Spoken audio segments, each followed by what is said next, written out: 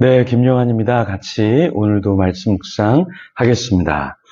로마서 4장 3절과 5절 말씀 오늘 같이 볼 건데요. 3절 말씀에 보면 이런 말씀이 있습니다. 아브라함이 하나님을 믿음에 그것을 그에게 의로 여기셨느니라. 자, 제가 어느 날 조금 좋은 비싼 한정식 집에 갔습니다. 선교사님들을 좀 대접하려고 같이 갔는데요. 제가 얼굴이 돼서 그런지 그 사장님이 그냥 가라고 하시더라고요. 조금 비싼 걸 사드릴 걸 그랬는데요. 저도 이제 같이 대접을 받았는데요. 보니까 누가 아마 계산을 하고 나가신 것 같아요. 그래서 그 사장님이 다 계산이 됐다고 나가라고 했던 것 같았습니다. 그냥 좋은 선교사님 좀 대접을 하려고 했는데, 저도 오히려 좋은 목회자로 여겨져서 대접을 받게 되었었습니다.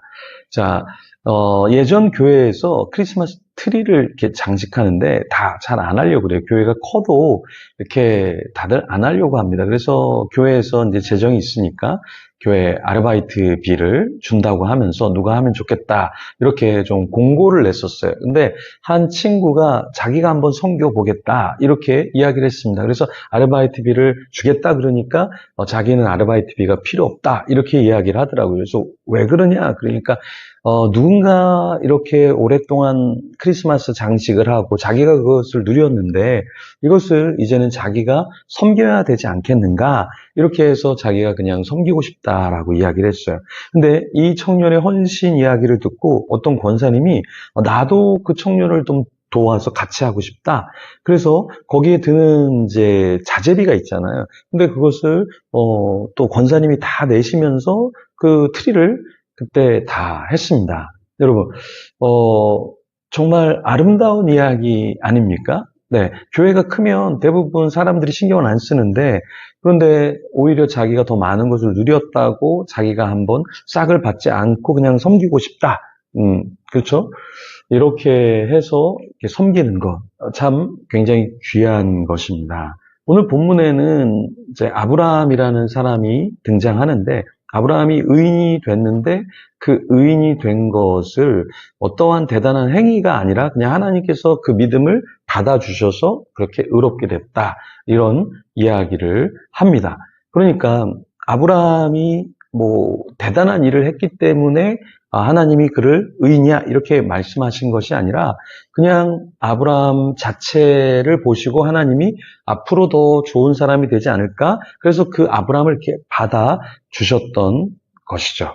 예, 마찬가지입니다. 한 청년이 이렇게 크리스마스 트리를 장식한다 했을 때 거기에 돈도 들고 힘든데 그렇게 헌신하는 마음 너무나 귀하다. 그래서 한 권사님이 그래 내가 그 청년을 좀 많이 도와주고 재정적으로도 좀 도와줘야지 그 청년의 순수한 마음을 의로 여기시고 그 청년을 이렇게 도와주셨던 것처럼 하나님도 아브라함을 보시고 얘 갈대아 우르를 떠나라고 하는데 진짜 떠나네. 내가 좀 더 도와줘야지. 그 아브라함을 의로 여기시고 하나님이 길을 계속해서 열어주셨던 것이죠. 아브라함의 행함이 아니라 그 마음, 그 아브라함 자체를 하나님께서는 받아주셨던 것이죠. 창세기 15장 6절에 이렇게 말씀합니다. 의로 여기시고 이렇게 말을 하는데요.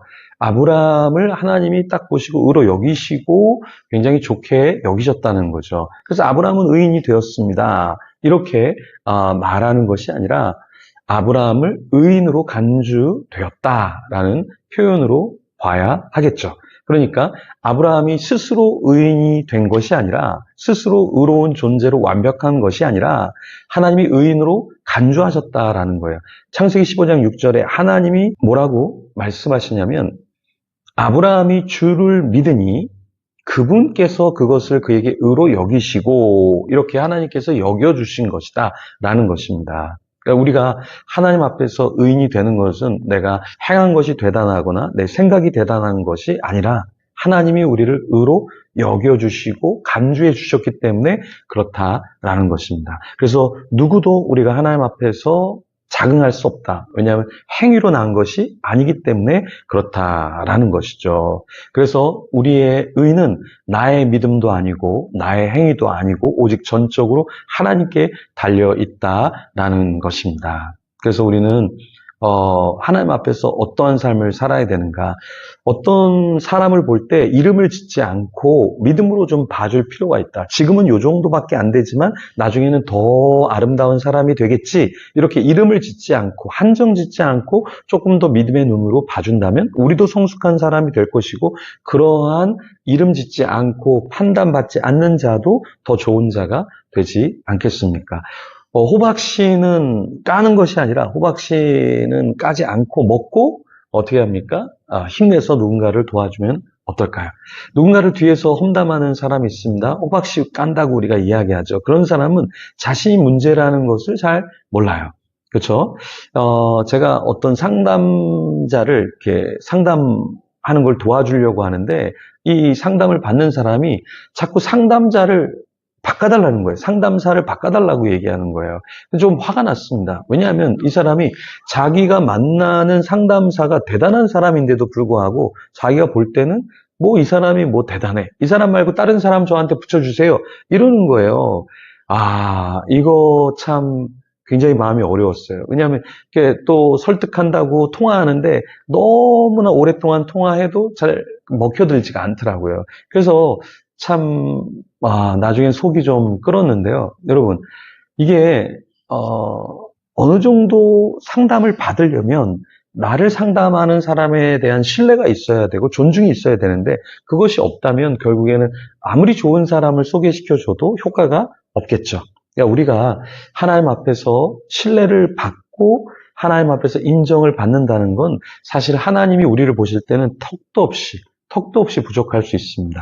정말 인간이 부패한 존재잖아요. 근데 그런 인간을 하나님께서 의롭게 여기시고 신뢰해주고 마주해주시고 소통해주시는 거잖아요.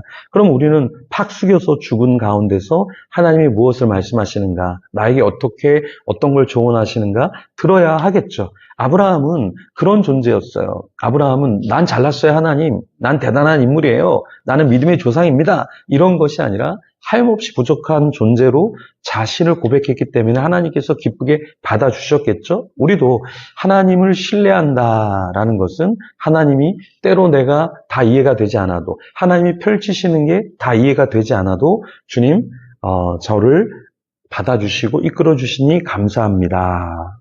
그리고 하나님, 제가 주님께 은혜를 입었습니다. 이런 것을 고백해야 한다라는 거예요. 로마서 4장 4절에 보면 이제 일하는 자는 품삯을 은혜로 여기지 아니하고 빛으로 여기거니와, 4장 5절, 일을 하지 아니할지라도 경건치 아니한 자를 의롭다 하시는 이를 믿는 자에게는 그의 믿음을 의로 여기시느니라.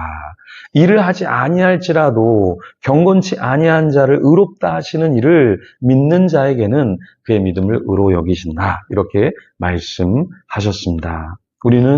우리가 일해서 구원을 얻은 게 아니죠. 그래서 우리는 은혜로 구원을 받았기 때문에 감사해야 되고요.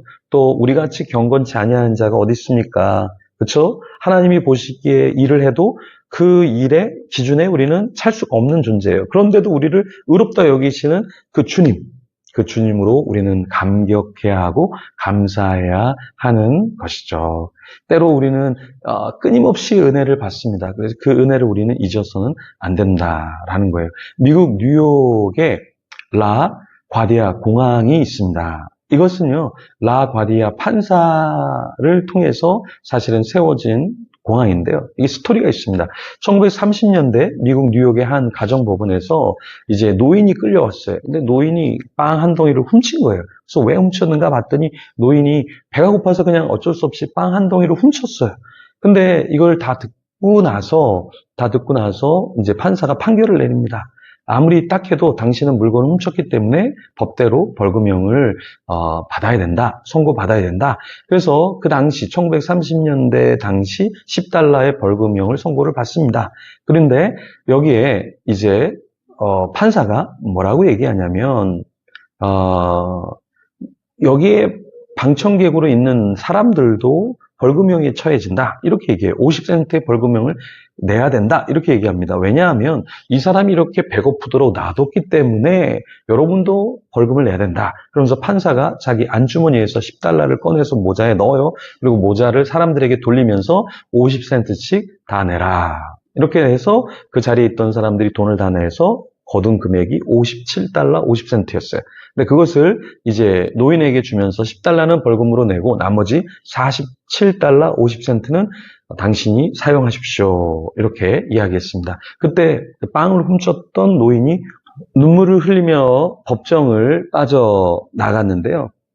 이 명판결을 내린 판사의 이름이 라가디아였고요.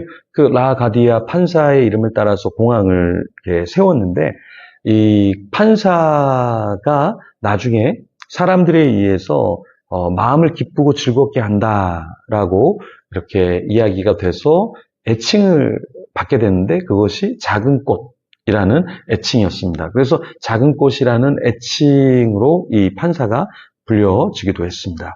라가디아 판사는 이후에 뉴욕시장에 3번이나 당선이 되었고요. 1947년 비행기 사고로 유명을 달리하게 되는데요. 미국에서는 그를 기리기 위해서 공항 이름을 라가디아 공항이라고 지었던 것입니다. 자, 우리는 어떤 존재로 살아가야 할까요?